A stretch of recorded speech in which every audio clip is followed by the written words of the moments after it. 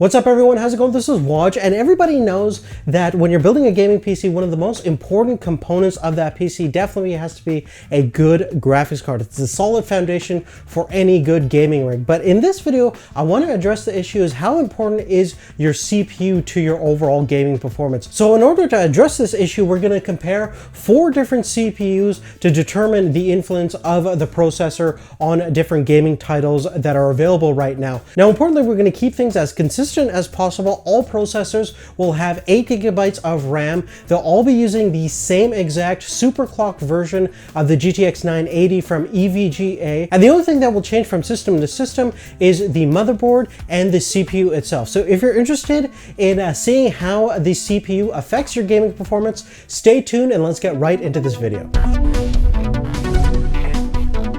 Now, just to give you guys a brief overview of each CPU, we're going to just take a look at the specifications on each processor. Basically, at the lowest end, our AMD 5350 is a quad-core processor that has also 4 threads. Now, the AMD FX 8320 is an octa-core processor with 8 threads. The Intel Core i5 4690K is kind of a mid-range processor from Intel. It has 4 cores with 4 threads. And lastly, the Core i7 5820K is a 6-core processor that has hyper-threading enabled, so that means your OS is going to view it as a 12-threaded processor. Now, in terms of clock speed, each processor is obviously clocked a little bit different. We're starting at about 2 gigahertz on our low-end side.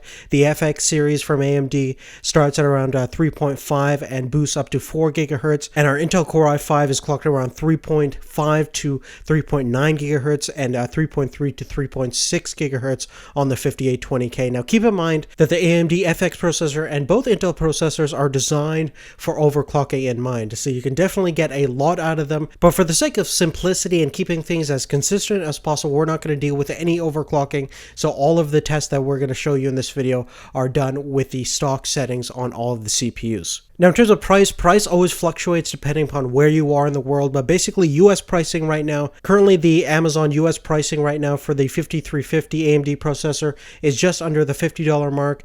The FX 8320 is about $150. The 4690K is about $100 more than the FX processor, and our 5820K retails for around that $400 USD mark. So you can see that we have a pretty good broad spectrum of what's available right now in the marketplace, both from AMD and Intel. Now, the first thing that we're going to take a look at is the overall power consumption levels on each CPU. And at idle, you can see that the 5350 at idle is certainly the most power efficient at only using around 16 watts, which is very, very impressive. Next, the power consumption goes up quite a bit when you're taking a look at the quad-core processor that's in the Intel Core i5, which uses 44 watts on idle, and the 6-core is around 70 watts, and the FX 8320 is just a little bit more at around 73 watts. Now, at 100% max load, the power efficiency of the 5350 is certainly impressive at only 37 watts. That's pretty much idle for most CPUs out there, so very, very impressive there. And the Core i5 4690 definitely goes up quite a bit at around 109 watts, which is pretty darn power efficient compared to the FX 8320,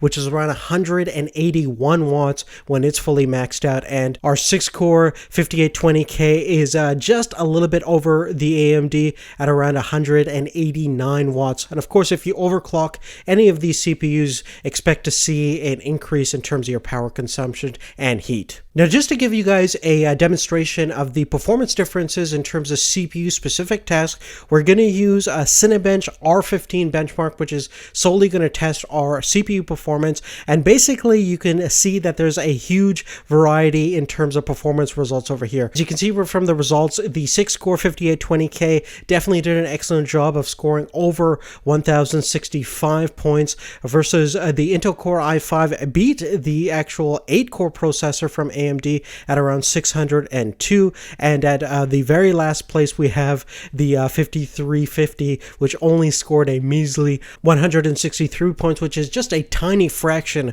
of what some of those other processors are doing, and that might really affect the overall gaming performance because there is a pretty big night and day difference between that $50 processor and the $200 and $400 processors.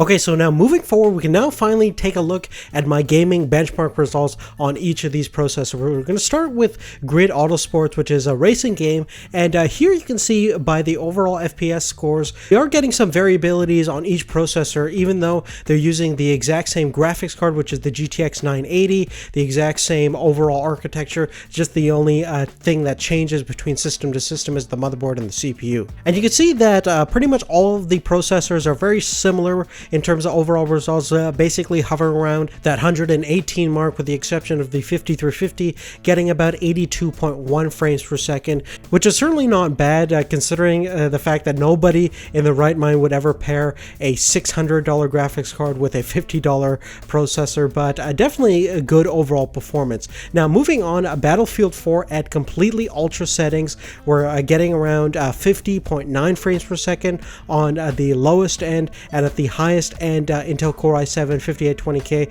we're getting about 90.1 frames per second. So huge discrepancy over here. You can see that certainly a modern game like Battlefield 4 is going to be both CPU and GPU intensive, so you definitely want to have a powerful CPU to go along with your powerful GPU, especially in a game like this. And definitely not bad results from the Core i5 and the 8320, very similar overall scores with the Core i5, just having a slight edge up of the 8320. Next, we're going to take a look at my results for Tomb Raider, which is definitely performing fairly well on all of the systems. The 5350 is getting a very nice respectable score, about 96.7 frames per second, and we are running this game at maxed out settings, and you can see that the other processors are very similar in terms of overall performance, only a couple frames per second apart from each other.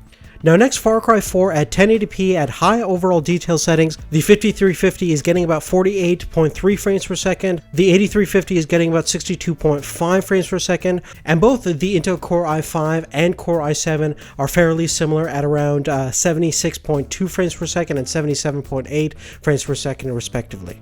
Now the very last title that we're going to take a look at is Middle-earth: Shadow of Mordor. Again, a 1920 by 1080 at ultra maxed out settings.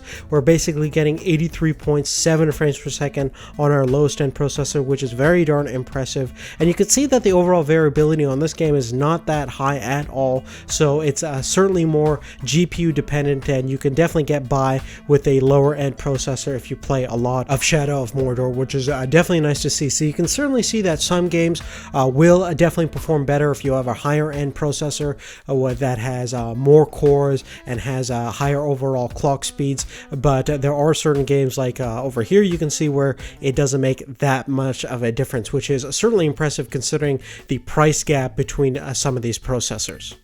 But that's really it, guys. The overall conclusion is that there are certain gaming titles that are very CPU dependent, and you will certainly get much better performance out of certain gaming titles than others if you have a higher end CPU. But there's many titles out there that just work fine with even a lower end $150 CPU. Now that being said, should you only spend like $25 on your CPU? I think in most cases that's really not the case, and you're certainly not going to pair a really nice graphics card with a really low-end CPU. So you kind of want to mix and match and see where your budget is allowing you to go. Obviously, if you're going to be doing a lot of gaming and you're building a system for a lot of gaming-based applications, you can definitely put more money into your graphics card, and you don't have to really spend that much on your CPU if you're solely making it for gaming. But other than that, guys, thank you so much for watching. If you have any specific questions at all, make sure to leave that on a comment down below. But if you want to know more about each CPU, there are Amazon links in the description, and if you buy anything through our Amazon affiliate link, we get a little bit of kickback. It doesn't cost you anything extra, but you're helping us support the show greatly. Thank you so much for your support again, and we'll see you later. Take care. Thanks for watching.